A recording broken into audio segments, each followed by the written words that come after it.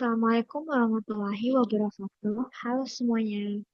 Kami dari kelompok satu akan mempresentasikan materi kami tentang teori keputusan. Sebelum itu, tak lupa kata penghormatan kami kepada Budia Rahmanida, SPD MPD, selaku dosen pengampu mata kuliah Statistika Ekonomi dan Bisnis. Nah, kami juga mau memperkenalkan diri kami dengan saya Novita Sarila Iya dan rekan saya.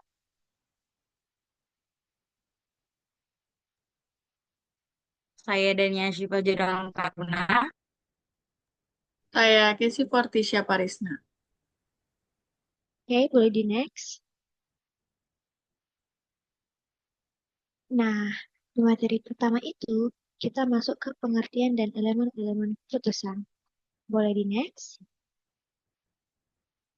Nah, di mana teori keputusan adalah cabang ilmu yang mempelajari cara memilih alternatif tindakan yang paling tepat dari beberapa pilihan yang tersedia, dengan mempertimbangkan berbagai kemungkinan, hasil, dan konsekuensi dari setiap alternatif tersebut. Nah, teori keputusan ini eh, digunakan dalam berbagai bidang, terutama ekonomi, manajemen, ilmu sosial, untuk membantu proses pemilihan keputusan yang rasional dan efektif. Next. Nah, kemudian ada elemen-elemen keputusan. Nah, dalam proses pengambilan keputusan, terdapat beberapa elemen dasar yang saling berkaitan, yaitu pertama, tujuan keputusan, kedua, identifikasi masalah, ada alternatif keputusan, kriteria keputusan, konsekuensi atau hasil, keadaan atau state of nature, dan struktur keputusan. Next.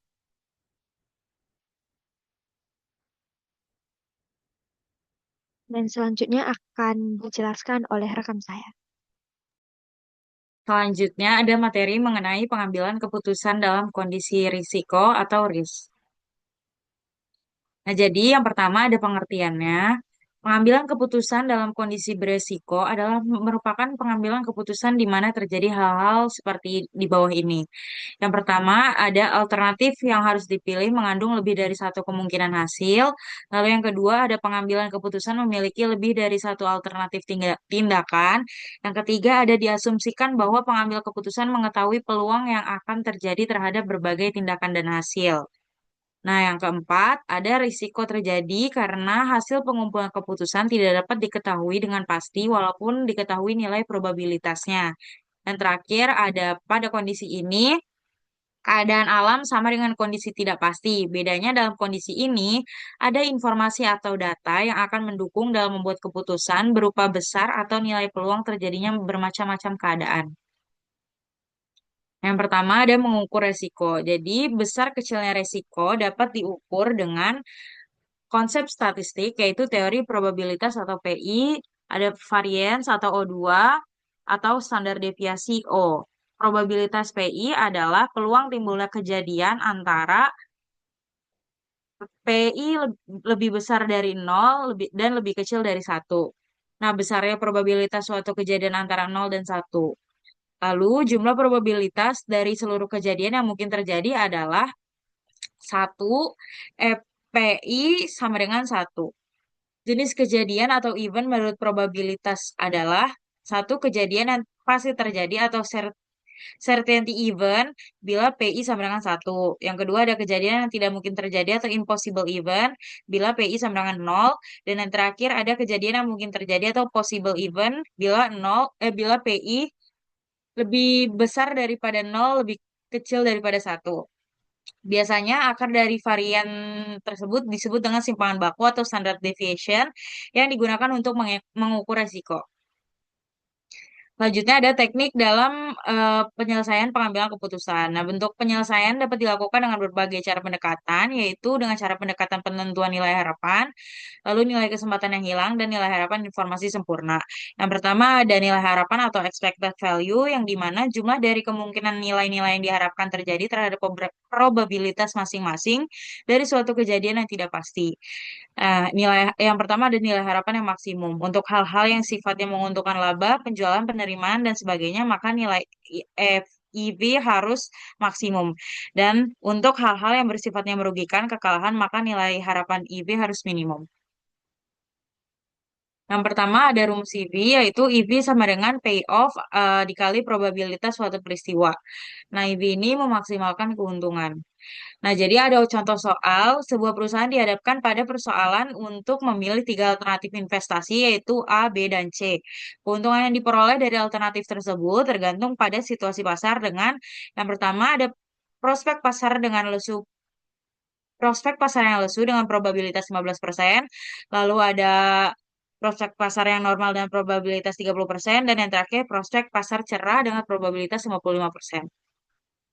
Nah, untuk caranya sendiri, itu tinggal dikalikan antara probabilitas, yaitu probabilitasnya kan tadi yang lesu 15%, itu diganti menjadi 0,15, 0,15, lalu normalnya jadi 0,30 dan cerahnya jadi 0,55. Tinggal dikali, kemudian ditambahkan, dan hasilnya ada 22.000, 22.250, 4.250, dan 50.750. Nah, 50.750 ini merupakan nilai maksimum yang dimana seperti yang di slide sebelumnya bahwa EV itu menentukan nilai maksimum. Jadi perusahaan tersebut akan memilih alternatif investasi dengan prospek pasar yang cerah dengan probabilitas 55%. Selanjutnya ada nilai kesempatan yang hilang atau opportunity loss. Jadi sejumlah payoff yang oleh karena tidak dipilihnya suatu alternatif atau tindakan dengan payoff terbesar bagi kejadian yang tidak pasti yang sebenarnya terjadi.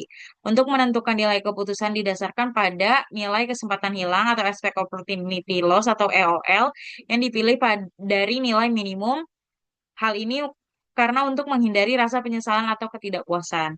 Setiap peristiwa diidentifikasi tindakan terbaik untuk setiap peristiwa, kemudian mengurangi payoff dengan payoff yang lainnya dengan nilai yang paling maksimum. Nah, untuk rumus EOL ini adalah opportunity loss dikali probabilitas suatu peristiwa. Yang dimana EOL ini meminimumkan kerugian. Nah, di sini ada contoh soalnya. Kurang lebih sama seperti yang tadi. Caranya tinggal dikali doang karena tetapi yang membedakan adalah EV itu yang dicari adalah maksimumnya, kalau EOL itu minimumnya. Dan di sini udah didapat minimumnya adalah 1.500. Selanjutnya ada teknik penyelesaian pengambilan keputusan, yaitu nilai harapan informasi sempurna atau expect value of perfect information atau EVPI, selisih antara nilai harapan dengan nilai informasi sempurna, dan nilai harapan tanpa informasi sempurna. Nah, rumus yang digunakan ditulis sebagai EV with PI. Pengambilan keputusan mencoba untuk menghilangkan unsur-unsur ketidakpastian yang didasarkan pada adanya informasi sempurna atau tambahan tepat dan lengkap tentang kondisi di masa yang akan datang.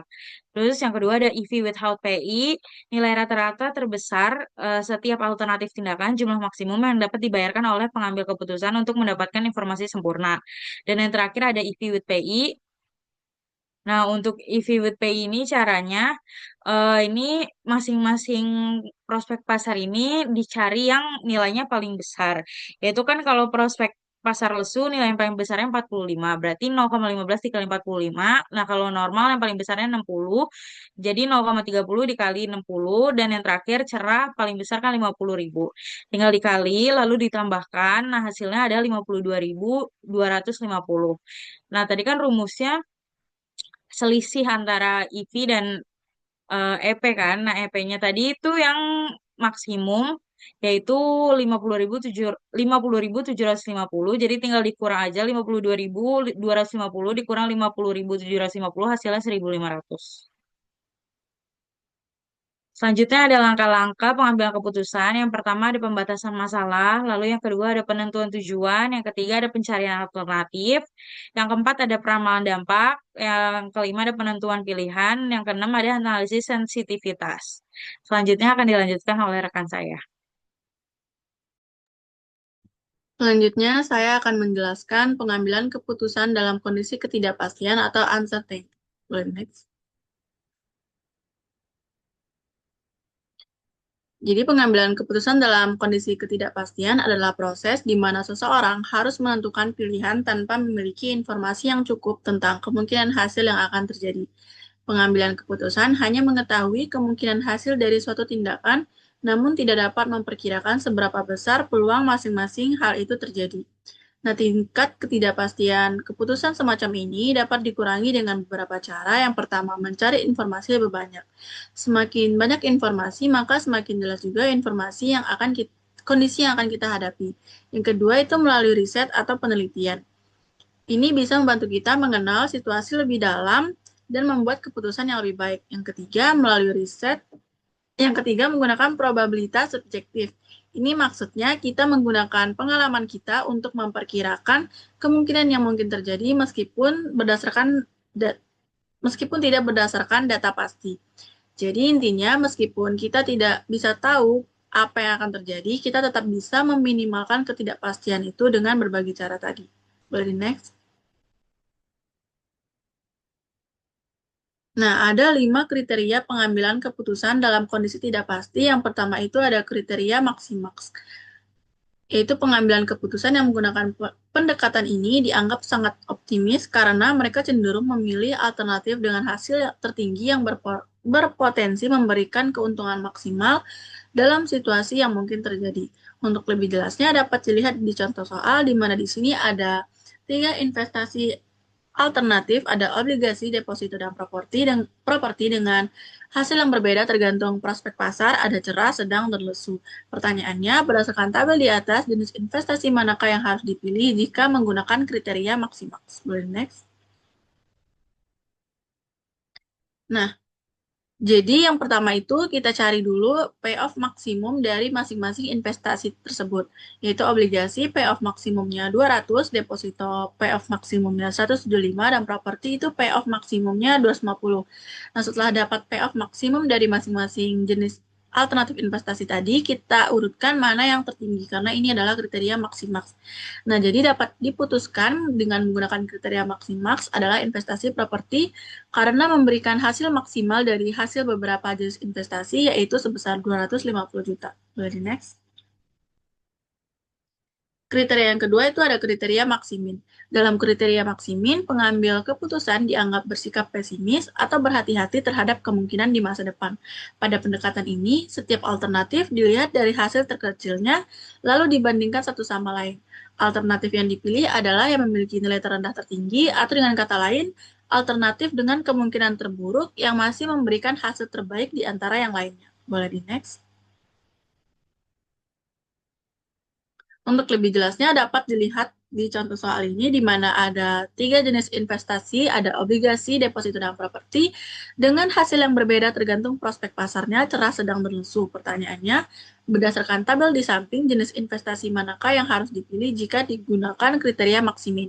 Nah, jika tadi kriteria maksimaks itu mencari payoff maksimum dari tiap investasi, dan kriteria maksimin ini itu mencari payoff maksimin dari tiap investasinya, yaitu obligasi kita lihat payoff maksiminnya itu 15, deposito payoff maksiminnya 40, properti payoff maksiminnya min 100. Nah, setelah kita dapat masing-masing dari payoff maksiminnya, kita urutkan mana yang lebih besar, mana yang lebih terbaik dari 3 terburuk itu, yaitu ada di deposito 40.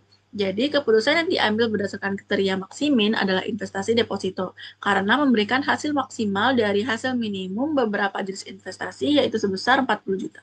Boleh next?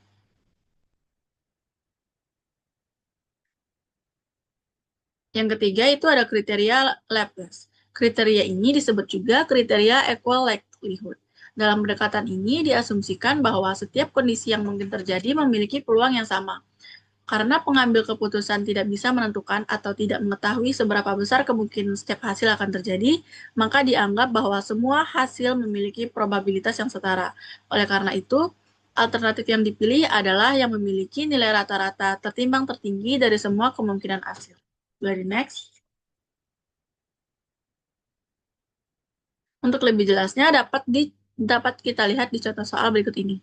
Di sini ada 3 alternatif investasi, yaitu obligasi, deposito, dan properti, yang memiliki hasil berbeda tergantung prospek pasarnya. Pertanyaannya, Berdasarkan tabel di samping, jenis investasi manakah yang harus dipilih jika digunakan kriteria Laplace?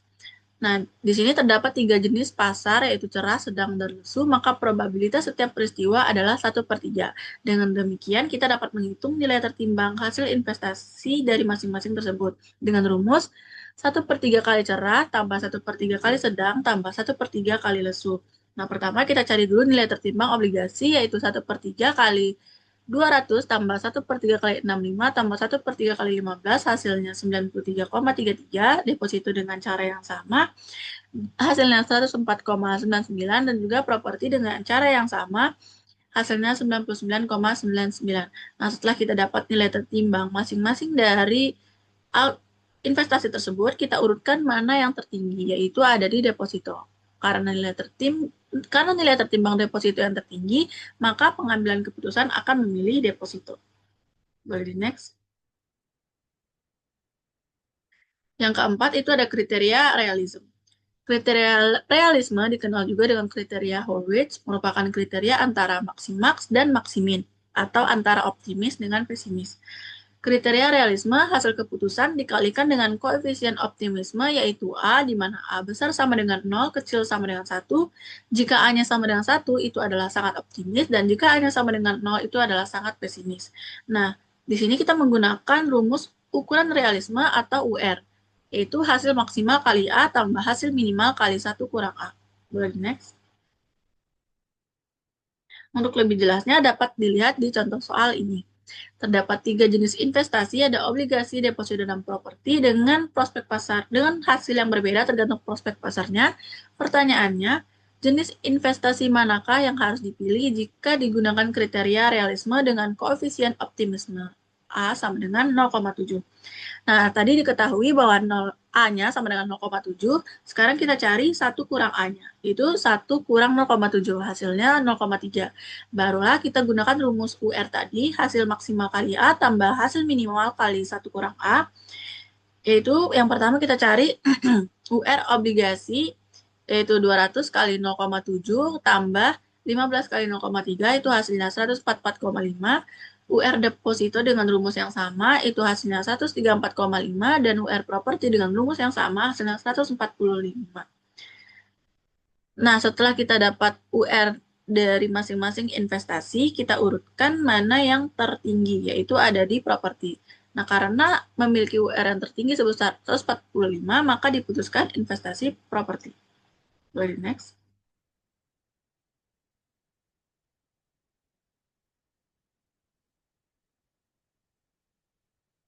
Yang terakhir itu ada kriteria regret. Kriteria regret atau opportunity loss merupakan selisih antara hasil keputusan yang terbaik dengan hasil keputusan yang lain. Menurut kriteria ini, pengambilan keputusan akan mengalami suatu kerugian apabila suatu kejadian terjadi menyebabkan alternatif yang dipilih kurang dari payoff maksimum. Untuk menyelesaikan kasus dengan menggunakan kriteria regret dapat digunakan pedoman sebagai berikut. Yang pertama, menentukan nilai regret atau opportunity loss dengan cara mengurangi nilai payoff maksimal kolom dengan payoff lainnya.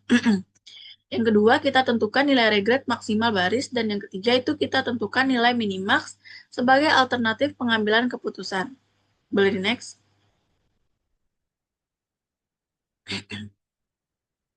Untuk lebih jelasnya, dapat kita lihat di contoh soal berikut ini. Terdapat 3 jenis investasi, ada obligasi, deposito, dan properti dengan hasil yang berbeda tergantung prospek pasarnya. Nah, berdasarkan tabel di atas, jenis investasi manakah yang harus dipilih jika menggunakan kriteria regret? Nah, kita ikutkan tadi langkah-langkah yang tadi. Yang pertama, menentukan nilai regret atau opportunity loss dengan mengurangkan payoff maksimum kolom dengan masing-masing yang ada di kolom, yaitu misalnya itu di kolom cerah itu payoff maksimumnya itu ada di 250. Jadi 250 ini kita gunakan untuk mengurangi tiap yang ada di kolom cerah, yaitu 250 kurang 200 sama dengan 50, 250 kurang 175 sama dengan 75, 250 kurang 250 sama dengan 0. Lalu di kolom sedang itu payoff maksimumnya 150, dan 150 ini kita gunakan untuk mengurangi nilai-nilai yang ada di kolom sedang. Dapatlah hasilnya, lalu dengan cara yang sama juga di bagian kolom lesu kita tentukan payoff maksimumnya yaitu 40, lalu dikurangkan dengan tiap nilai yang ada di kolom lesu. Nah, setelah itu langkah yang kedua kita tentukan nilai regret maksimal baris. Nah, tadi kita udah dapat nilai regret dari masing-masing prospek pasar. Untuk obligasi itu ada cerahnya 50, sedangnya 85 dan langsung 25. Kita tentukan nilai regret maksimalnya yaitu di 85. Lalu deposito itu nilai regret maksimal barisnya itu 75 dan properti itu nilai regret maksimalnya itu 140. Nah, setelah kita dapat nilai regret maksimal baris dari tiap tiga investasi, kita tentukan mana yang paling minimaks. Nah, tadi obligasi 85, deposito 75, dan properti 140 itu yang paling minimaks adalah 75. Jadi, keputusan yang diambil berdasarkan kriteria regret adalah investasi deposito. Boleh next?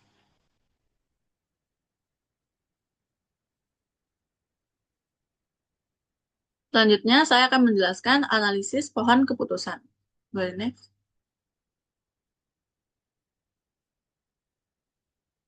Pohon keputusan merupakan alat analisis yang berguna dalam pengambilan keputusan di bawah kondisi ketidakpastian. Ini adalah representasi grafis dari keputusan dan kemungkinan hasil yang dapat muncul dari setiap pilihan yang dibuat. Pohon keputusan merupakan membantu pengambil keputusan dalam memahami berbagai skenario dan hasil potensial, serta risiko yang terlibat. Nah, ada beberapa komponen utama pohon keputusan. Yang pertama itu ada simpul keputusan atau decision note, diwakili oleh kotak persegi. Simpul ini menandakan titik di mana keputusan harus dibuat oleh pengambil keputusan. Yang kedua ada simpul acak atau chance note, diwakili oleh lingkaran. Simpul ini menggunakan titik di mana hasil yang tidak pasti terjadi berdasarkan probabilitas tertentu. Yang ketiga itu cabang atau branch. Setiap cabang keluar dari simpul dan mewakili berbagai alternatif atau kemungkinan hasil dari sebuah keputusan atau kejadian. Dan yang terakhir itu ada hasil atau outcome. Mewakili konsekuensi dari keputusan atau kejadian tertentu biasanya diukur dalam bentuk keuntungan atau profit atau kerugian atau loss. Boleh next?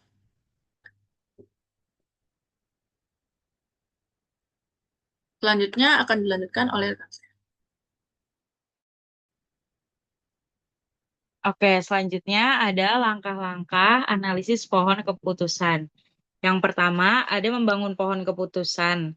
Nah, ini mengidentifikasi keputusan yang perlu dibuat dan hasil-hasil potensialnya. Lalu, memetakan semua opsi ke dalam bentuk pohon. Nah, yang kedua ada menentukan probabilitas, yaitu mengaitkan probabilitas untuk setiap simpul acak yang mewakili kejadian yang tidak pasti. Lalu yang ketiga ada menghitung nilai yang diharapkan atau expected value. Jadi setiap simpul dihitung untuk menentukan hasil yang diharapkan yang diperoleh dengan menjumlahkan nilai hasil yang mungkin berdasarkan probabilitasnya. Nah, yang keempat ada memilih jalur optimal. Nah, setelah perhitungan semuanya selesai, pengambilan keputusan memilih jalur atau strategi yang memberikan nilai yang paling menguntungkan atau kerugian yang minimal. Selanjutnya akan dilanjutkan oleh rekan saya.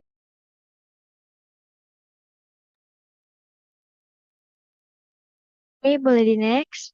Nah, langsung saja kita masuk ke contoh soal ya teman-teman. Nah, di mana contoh soal pertama ini seorang direktur produksi sebuah perusahaan akan memutuskan untuk membeli bahan mentah sekarang atau membeli besok. Nah, masing-masing tindakan menimbulkan hasil yang berbeda berupa biaya pengadaan barang.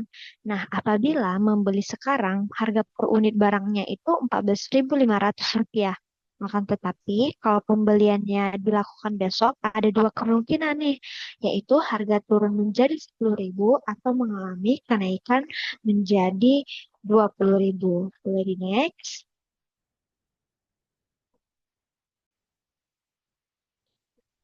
Nah, di sini langsung kita buat tabel alternatif tindakannya dulu teman-teman. Di mana jika kita membeli sekarang itu harganya itu tetap sama, tidak ada kemungkinan yaitu 14.500. Nah, jika kita membeli bahan mentahnya itu besok, ada dua kemungkinan yaitu eh, harga turunnya 10.000 dan harga naiknya 20.000. Nah, sebelum masuk ke penyelesaiannya, aku akan menjelaskan keterangan dari simbol-simbolnya nanti. Nah, ketika ada kode segi itu, yaitu adalah simpul keputusan atau decision note. Nah, itu menandakan titik di mana keputusan harus kita buat. Nah, bakal nanti ada simbol lingkaran yaitu simpul acak atau change note menggambarkan titik di mana hasil yang tidak pasti terjadi berdasarkan probabilitas tertentu. Nah, kemudian yang ketiga itu ada garis yaitu cabang atau penghubung. Nah, baru kita langsung masuk ke caranya nih. Sebelumnya, ya langsung saja ke cara penyelesaiannya. Nah, kita langsung buat kotak persegi dulu teman-teman, yaitu simpul keputusan atau decision note. Nah, setelah kita buat kotak persegi, kemudian kita tarik garis ke atas, yaitu kita membeli sekarang, dan garis kedua yaitu membeli besok. Di mana membeli sekarang itu harganya sudah pasti ya teman-teman, tidak ada perubahan yaitu 14.500. Kemudian dalam membeli besok itu karena terjadi dua kemungkinan, maka di garisnya kita buat simple acak atau change note. Nah, karena kan dia ada dua kejadian yang tidak pasti, teman-teman. Nah, jadi kita gambar lagi dua garis, yaitu harga turun 10.000 dan harga naik 20.000. Nah, ini ya teman-teman. Nah, yang jadi masalah sekarang ini, ketika kita membeli besok itu kan ada dua kejadian nih, yaitu harga turun dan harga naik. Harga turun dan harga naik. Nah, di sini eh, diasumsikan kita mengambil keputusan menggunakan kriteria Laplace, yaitu menganggap probabilitas dua kejadian tidak pasti ini sama-sama besar. Nah, harga turunnya itu 50% probabilitasnya, sedangkan harga naik juga 50%. Nah, karena itu kita bisa menghitung harapan besoknya. Kan probabilitasnya itu kan kita pakai kriteria Laplace, yaitu probabilitasnya itu sama besarnya kan. Nah, tadi kan besarnya yang saya sebut 50%. Nah, itu kita ubah jadi 0,5. Sama juga di harga naik yaitu 0,5. Nah, kemudian teman-teman menghitung nilai harapannya jika membeli besok, yaitu harga kan ada dua kemungkinan jika membeli besok kan berarti harga turunnya 10.000 dikali probabilitasnya 0,5 ditambah harga naiknya yaitu 20.000 dikali probabilitasnya 0,5 juga. Nah, hasilnya itu 15.000. Jadi kita taruh di bawah garis membeli besok. 15.000. Nah, sama juga dengan membeli sekarang. Nah, membeli sekarang ini kan 14.500. Kita tarik juga, kita taruh di bawah garis membeli sekarang yaitu 14.500. Nah, sehingga teman-teman dari hasil yang sudah kita dapatkan ini, maka kita lebih memilih membeli sekarang karena harga yang membeli sekarang lebih murah daripada jika kita membeli besok. Walaupun harganya hanya beda sedikit, tapi otomatis akan mengambil yang lebih murah. Maka keputusan kita adalah membeli sekarang, tidak membeli besok. Oke, seperti itu. Boleh di next?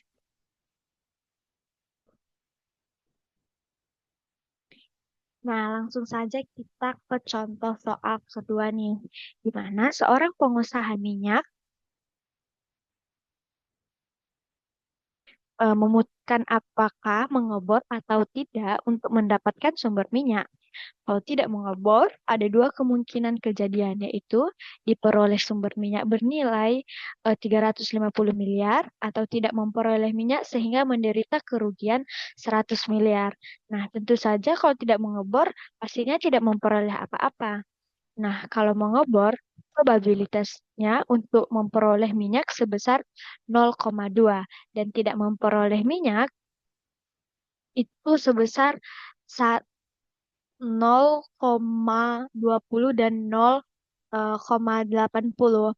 Nah, dari mana probabilitas ini? Tentu saja pengusaha minyak tadi tidak mengurangi kejadian tidak pasti tadi. dan juga sudah melakukan penelitian tentunya dan atau berkonsultasi dengan ahli sehingga diperolehlah probabilitasnya. Nah, beda sama soal kita yang di contoh pertama. Itu probabilitasnya belum diketahui.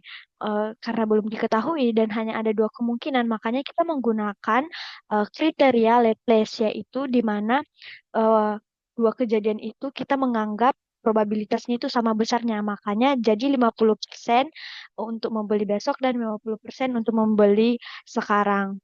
Nah, tapi di soal kali ini probabilitasnya itu sudah diketahui ya teman-teman. Oke, boleh di next.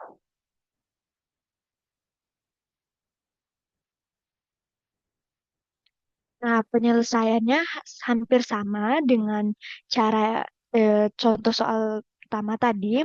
Nah, ini kita membuat lagi gambar kotak persegi atau eh, decision note. Ya, pertama kita ketika tidak mengebor. Kita buat garis tidak mengebor sama dengan tidak memperoleh apa-apa. Karena kan dia tidak mengeluarkan uang dia untuk mengebor. Nah, kemudian eh, jika mengebor itu ada dua kemungkinan nih teman-teman, yaitu jika dia mau yaitu dia memperoleh sumber dan tidak memperoleh sumber minyaknya. Jadi kita buat gambar lagi change note. Kenapa? Karena ada dua kejadian yang tidak pasti yang kita belum tahu. Nah, kita tarik garisnya lagi yaitu memperoleh sumber yaitu 350 miliar. Maaf, di sini juta, sebenarnya ini miliar. Ini salah, teman-teman. Nah, di mana probabilitasnya langsung kita tulis yaitu 0,2. Kenapa? Karena tadi sudah diketahui di soal kalau probabilitasnya itu sudah dituliskan. Nah, kemudian eh, kejadian yang kedua yaitu tidak memperoleh sumber. Probabilitasnya 0,8. Nah, jika dia tidak memperoleh sumber itu kerugian dia adalah 100 miliar. Nah, untuk menghitung nilai harapannya, kita cara penghitungannya sama kayak yang tadi, di mana dari mengebor tadi kan ada dua kemungkinan, yaitu pertama ketika dia memperoleh sumber, kita tulis 350 miliar dikali probabilitasnya 0,2 ditambah tidak memperoleh sumber, dia rugi 100 miliar kali probabilitasnya 0,8. Nah, hasilnya adalah min 10 miliar. Jadi karena ketika dia mengebor sama sama saja dia tetap rugi eh, min 10 miliar. Jadi dari hasil yang kita dapat ini pastinya pengusaha minyak tadi lebih baik memilih tidak mengebor karena sama sekali dia tidak eh, rugi walaupun dia juga tidak mendapatkan sumber minyak tadi. Nah, ketika dia mengebor eh, walaupun dia memperoleh sumber, sama saja dia rugi yaitu 10 miliar. Dah, jadi seperti itu caranya teman-teman. Oke, boleh di next.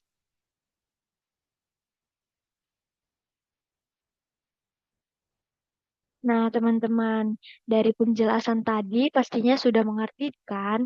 Nah, kami ada latihan soal dan latihannya ini tidak jauh dari yang sudah dijelaskan tadi. Mungkin soal pertama ini yaitu yang dijelaskan oleh teman kita Dania. Next. Nah, soal yang kedua, ini yang sudah dijelaskan teman kita Casey. Nah, mungkin sekian dari presentasi kami, teman-teman. Jika ada yang kurang dipahami atau kurang dimengerti, bisa ditanya langsung kepada kami ataupun bisa bertanya di kolom komentar. Dan jangan lupa mengerjakan latihan soal dari kelompok kami tadi ya, teman-teman. Ya udah, sekian dari kelompok kami. Kurang dan lebihnya kami mohon maaf. Kami akhiri dengan Assalamualaikum warahmatullahi wabarakatuh. Terima kasih semua atas perhatiannya.